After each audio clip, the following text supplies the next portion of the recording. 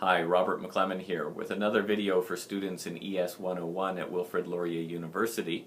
This one is an introduction to the third lab in the course. You recall back in the second week of the lectures and in the second chapter of the textbook, we learned about how the way that people have looked at the environment in the past and how different scholars from the past have helped shape the way we think about the natural environment and the human place within it today. In this lab, what we're going to do is take a different spin on environmental history. And in particular, what we're going to do is to look at past environmental events and how they can be used as what we would call learning analogs. That is, how we can look at the interactions between humans and the natural environment in the past in specific cases and use those to try and better understand how human environment systems work today.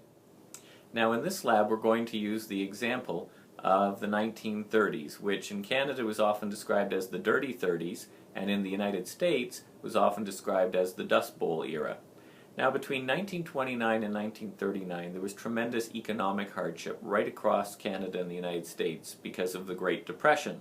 There was wide-scale unemployment, a lot of industries were struggling, and a lot of households were struggling to make ends meet. At the same time, out on the Great Plains, you had a succession of very severe drought years that led to crop failures, led to many families having to abandon their farms, and led to large-scale migration out of the Great Plains to California, to British Columbia, and to other regions that weren't affected by the droughts. And many scholars have looked back on that era for lessons about how we can A, avoid such a catastrophe in the future, and B, what sort of things worked and did not work in terms of household adaptations and government programs to try and assist people who are affected by severe environmental hardship. And so we're going to use this case in our lab to do a number of things. There's several objectives for the lab. The first of these is to deepen our understanding of human-environment relations more generally using this specific example.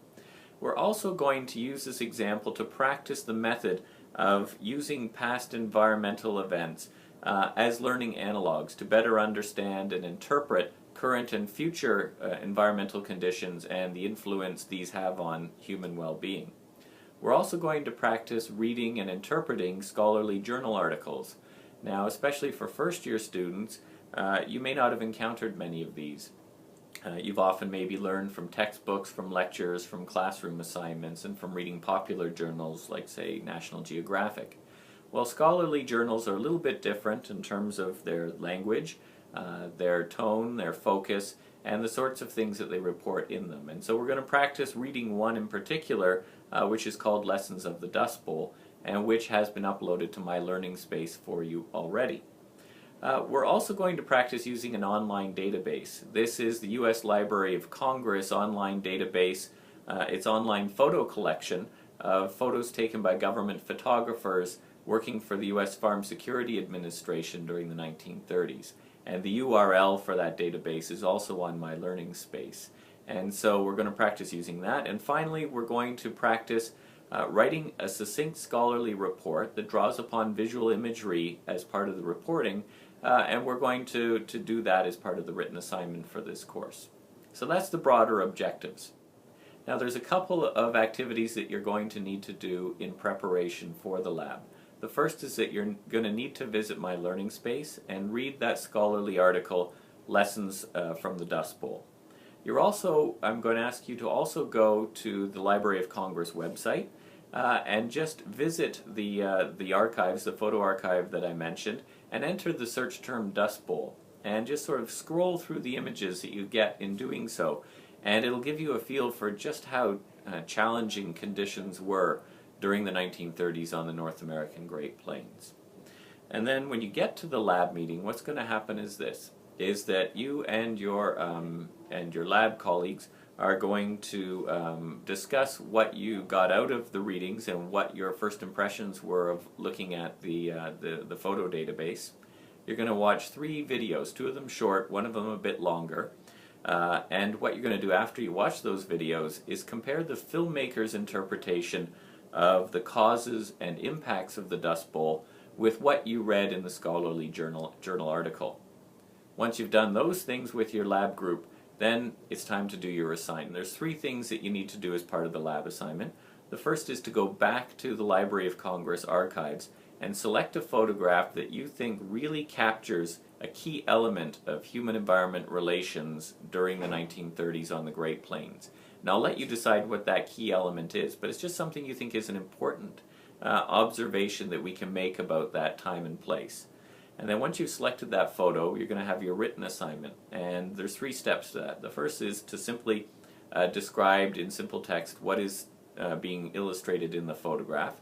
The second is to describe in your own words the broader environment, or the broader human environment lesson that we can take away from it. And the third is to say how that lesson may be relevant to us today, either looking at current human-environment relations or going forward into the future. So that's your assignment. I hope that you enjoy doing this. And one final thought on this is that if you happen to have anyone in your family or friends of the family from an older generation who actually remembers the 1930s and lived through it, I would encourage you to ask them some questions about their experience. What I'm sure you're going to find is that anybody who lived through the Great Depression has very strong memories of what things were what life was like back then. And I think you'll be surprised if you get the chance to talk to someone who remembers that time and place. I think you'll be surprised by just how challenging life was and how many of us today really have trouble or would have trouble trying to even envisage what the conditions would have been like. Anyhow, I'll leave it at that.